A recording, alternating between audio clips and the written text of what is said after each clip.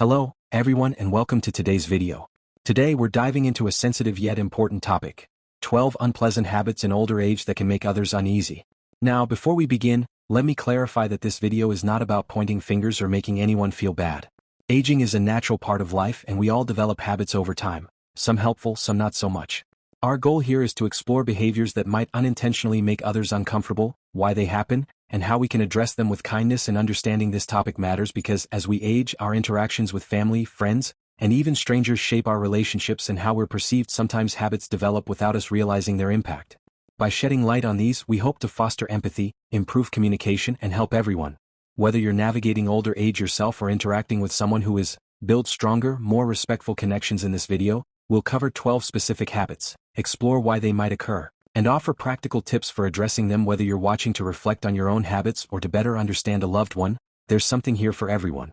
So, let's get started with our first habit. The first habit we're talking about is oversharing personal details. You might have noticed this. Someone, maybe a parent or grandparent, starts sharing very personal stories, medical issues, or family gossip in a way that feels a bit too much. It can make others feel awkward or unsure how to respond. Let's unpack why this happens and what we can do about it. Why it happens. As we age, our social filters sometimes weaken.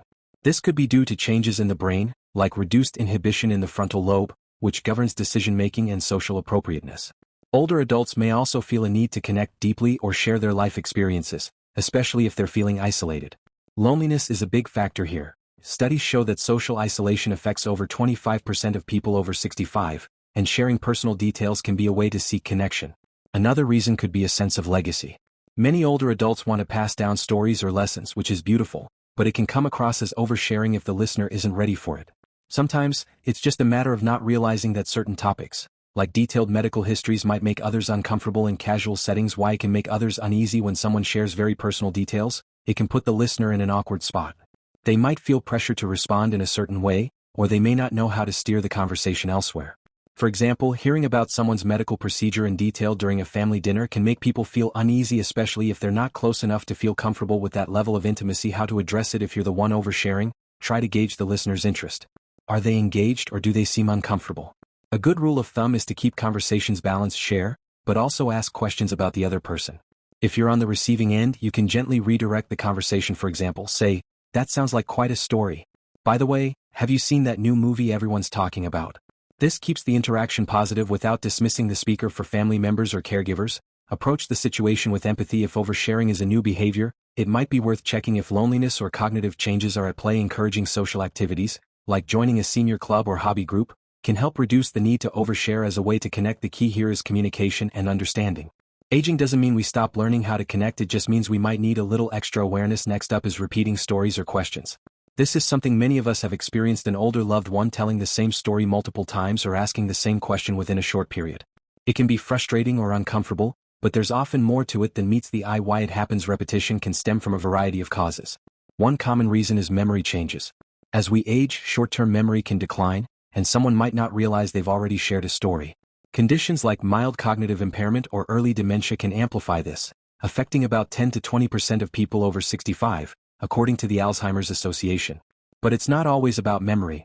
Sometimes repeating a story is a way to relive a meaningful moment or feel heard, especially if the person feels their life experiences aren't being acknowledged. Stress or anxiety can also play a role. If someone feels unsettled, they might repeat themselves as a way to process or seek reassurance. Even medications or hearing loss can contribute. Mishearing a response might prompt someone to ask the same question again. Why it can make others uneasy? Repetition can test patience, especially if the listener feels like they're stuck in a loop. It might also raise concerns about the person's health, which can be uncomfortable to confront. For example, hearing your grandparent repeat a story might make you wonder if something's wrong, and that uncertainty can create unease. How to address it? Patience is key. If you're the listener, try to respond with kindness each time, even if it's the third time you've heard the story. You can acknowledge it gently, like, "Oh, I remember you telling me about that. It sounds like such a special moment." This validates their need to share without pointing out the repetition. If repetition is frequent, consider if it's a sign of something deeper, like memory issues or loneliness. Encourage activities that stimulate the mind, like puzzles or storytelling groups, which can provide new outlets for expression. If you're the one repeating, try keeping a journal to track stories or questions you want to share. It can help you stay mindful of what you've already said. For families, if this habit is new or worsening, it might be worth a gentle conversation with a healthcare provider to rule out cognitive concerns. But always approach it with love. Repetition is often a sign someone just wants to connect. Our third habit is being overly critical or judgmental. You might have heard an older relative make blunt comments about someone's appearance, choices, or lifestyle. It can feel harsh or embarrassing, especially in social settings. Let's explore why this happens and how to handle it. Why it happens. As we age, some people become more outspoken, often due to changes in social inhibition. This can be linked to neurological changes, where the brain's ability to filter thoughts weakens. Cultural or generational differences also play a role. What was considered normal to say decades ago might now be seen as insensitive. For example, older generations might comment on weight or clothing in a way that feels out of place today. Life experience can also contribute. Older adults may feel they've earned the right to share their opinions, especially if they've faced hardships or feel dismissed by younger generations. In some cases, it's a defense mechanism. Criticism can be a way to feel in control in a world that feels increasingly unfamiliar. Why it can make others uneasy. Blunt or critical comments can hurt feelings or create tension, especially if they're directed at someone present. It can also make others feel judged or defensive, disrupting the flow of a conversation. For example, a grandparent criticizing a grandchild's career choice at a family gathering can lead to awkward silence or arguments. How to address it. If you're the one being critical, try to pause and reflect before speaking. Ask yourself, is this comment necessary or helpful? If you're on the receiving end, try not to take it personally. Often it's more about the speaker's perspective than about you. You can redirect by saying, I appreciate your thoughts. Let's talk about something fun. What's your favorite memory from your career? For families, open communication is key. If criticism is a pattern, have a kind, private conversation. You might say, I've noticed you've been sharing strong opinions lately. Everything okay? This opens the door to understanding their feelings without confrontation. Encouraging positive interactions, like sharing stories or hobbies, can also shift the focus away from criticism. Moving on to habit number 4, hoarding or maintaining cluttered living spaces. You might have visited an older loved one's home and noticed piles of newspapers, old clothes, or knickknacks everywhere. It can feel overwhelming or even unsafe, and it's a habit that can make others uneasy. Let's dive into why this happens. Why it happens. Hoarding behavior often stems from emotional attachment. Older adults may keep items because they hold sentimental value or represent a connection to the past. For some, it's about security, keeping things just in case they're needed. The Great Depression or other hardships can influence this mindset, as many older adults grew up in times of scarcity. Cognitive changes, like difficulty with decision-making, can also make it hard to declutter. Mental health conditions such as anxiety or OCD can exacerbate hoarding, affecting about 2 to 6% of the population. According to the American Psychiatric Association, physical limitations like reduced mobility can also make it harder to organize or dispose of items. Why it can make others uneasy. A cluttered or hoarded space can feel chaotic to visitors, making it hard to relax. It can also raise concerns about safety. Tripping hazards or fire risks are real issues. Family members might feel frustrated or helpless, especially if their offers to help are declined. How to address it. If you're struggling with clutter, start small. Pick one area, like a single drawer, and sort through it with a friend or family member. Consider the 1-year rule. If you haven't used an item in a year, it might be time to let it go. Donating items to charity can make decluttering feel meaningful. If you're helping someone else, approach with empathy, not judgment. Say, I'd love to help you organize a bit. Maybe we could start with this corner. Avoid forcing change, as it can feel like a loss of control. Professional organizers or therapists specializing in hoarding can also provide support for families. Focus on safety first. If clutter poses a risk, gently suggest practical solutions like hiring a cleaning service or installing storage solutions. Celebrate small wins to keep the process positive. Habit number 5 is resisting technology or change. You might have seen an older loved one refuse to use a smartphone, dismiss online banking, or insist on doing things the old way. It can create friction, especially when technology is part of daily life. Let's explore why this happens. Why it happens. Resistance to technology often comes from unfamiliarity. For someone who grew up without smartphones or computers, the learning curve can feel steep. Cognitive changes or reduced dexterity can make new devices frustrating. There's also a fear of scams. Older adults are often targeted, with over $3 billion lost to elder fraud annually, according to the FBI. Beyond technology, resistance to change can stem from a desire for stability. Aging can bring loss of health, loved ones, or independence, and sticking to familiar routines feels comforting. Generational differences also play a role. What seems intuitive to younger people might feel alien to someone older. Why it can make others uneasy. Resistance can frustrate others, especially if it complicates communication or tasks. For example, refusing to use email might mean family members have to make extra phone calls. It can also lead to misunderstandings, like dismissing a grandchild's digital hobbies as a waste of time. How to address it. If you're resistant to technology, start with small steps. Try a user-friendly device like a tablet with large icons, and take a class at a local library or senior center. If you're helping someone else, be patient. Offer to teach them one feature at a time, like sending a text, and celebrate their progress. 4 families frame technology as a way to stay connected. Show how video calls can bring them closer to grandkids or how online shopping saves time. Avoid pushing too hard. Small, consistent encouragement works better than insistence. Our 6th habit is interrupting or talking over others. You might notice an older loved one jumping into conversations or speaking over others, sometimes without realizing it. It can feel dismissive or rude, even if that's not the intent. Let's break it down. Why it happens. Interrupting can be linked to hearing loss, which affects over 30% of people over 65, according to the National Institute on Aging.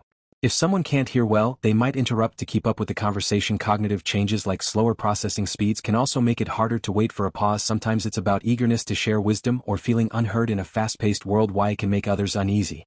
Being interrupted feels like your voice isn't valued, which can frustrate or alienate others. It can also disrupt group conversations, making social settings tense. For example, a grandparent interrupting a family discussion might make others feel dismissed.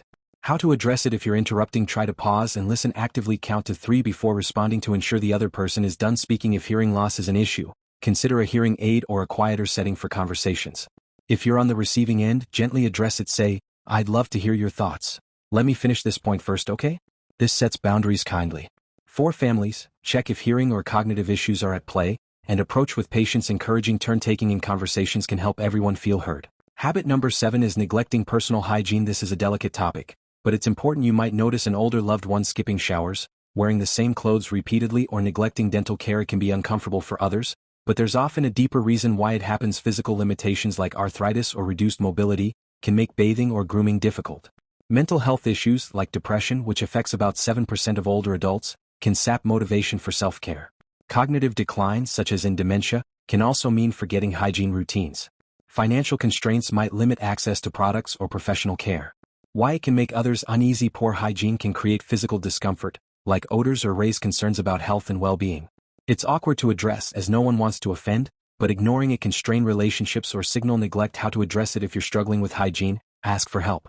Simple tools like a shower chair or long-handled brush can make a difference. If you're helping someone else, approach with sensitivity. Offer to assist with laundry or gift hygiene products in a non-judgmental way, like, "I got you this new shampoo. It smells amazing." For families, look for underlying causes. Is it physical, mental, or financial? A doctor's visit or home health aide can help. Creating a routine like setting out clean clothes daily can make hygiene easier to maintain. Habit number 8 is being overly stubborn or rigid. You might have seen an older loved one refuse help, insist on doing things their way, or resist new ideas. It can create tension, but there's often a reason behind it why it happens. Stubbornness can stem from a need for control. Aging often brings loss of independence, health, or status, and holding firm to routines or decisions can feel empowering. Cognitive changes can also make flexibility harder. For some, it's a personality trait amplified by age or stress. Why it can make others uneasy. Stubbornness can frustrate others, especially if it leads to unsafe choices, like refusing medical care. It can also feel like a rejection of help or love, straining relationships. For example, refusing to move to a safer home can worry family members. How to address it. If you're being stubborn, reflect on why. Is it about maintaining independence? Try compromising on small things to ease tension. If you're dealing with someone else's stubbornness, avoid power struggles. Offer choices to give them control, like, "Would you prefer this doctor or that one?" For families, focus on understanding their perspective. Validate their feelings and suggest small changes over time. Professional mediators or counselors can help in tough cases. Host sitting on a park bench, speaking empathetically. Host, our 9th habit is complaining excessively. You might notice an older loved one focusing on aches, pains, or life's frustrations more than usual. It can feel draining, but there's often a deeper cause why it happens. Complaining can be a way to express discomfort or seek attention, especially if someone feels ignored. Chronic pain, which affects over 50% of older adults, can fuel negativity. Depression or loneliness can also make someone focus on what's wrong rather than what's right. Why it can make others uneasy. Constant complaining can exhaust listeners, making conversations feel one-sided. It can also create worry, as it might signal deeper health or emotional issues. For example, endless complaints about small things might overshadow meaningful discussions. How to address it. If you're complaining a lot, try balancing it with gratitude. Share one positive thing for every complaint. If you're listening, acknowledge their feelings, then gently shift focus. Say, "That sounds tough. Have you had any good moments this week?" For families, check for underlying issues like pain or depression. Encourage activities that boost mood, like exercise or hobbies. A therapist or support group can also help. Habit number 10 is being overly frugal or wasteful. You might see an older loved one reusing single-use items excessively, or conversely, wasting resources like food or money. Both extremes can make others uneasy. Why it happens. Frugality often comes from past scarcity, like growing up during economic hardship. Fear of running out of money in retirement, a concern for 40% of older adults per AARP, can also drive this. Wastefulness might stem from cognitive decline, where someone forgets to use resources wisely, or a desire to enjoy life without restraint. Why it can make others uneasy. Extreme frugality can seem irrational, like reusing unsafe items, while wastefulness can frustrate others, especially if resources are tight. For example, throwing out good food can upset family members trying to save money. How to address it? If you're overly frugal, evaluate if it's about safety or necessity. If it's wasteful, try tracking spending or ways to stay mindful. For others, approach with understanding. Suggest budgeting tools or eco-friendly habits like, let's try meal planning to save food. For families, discuss financial or resource concerns openly. Offer practical help like organizing a budget or donating unused items. To ease tension. Habit number 11 is ignoring boundaries.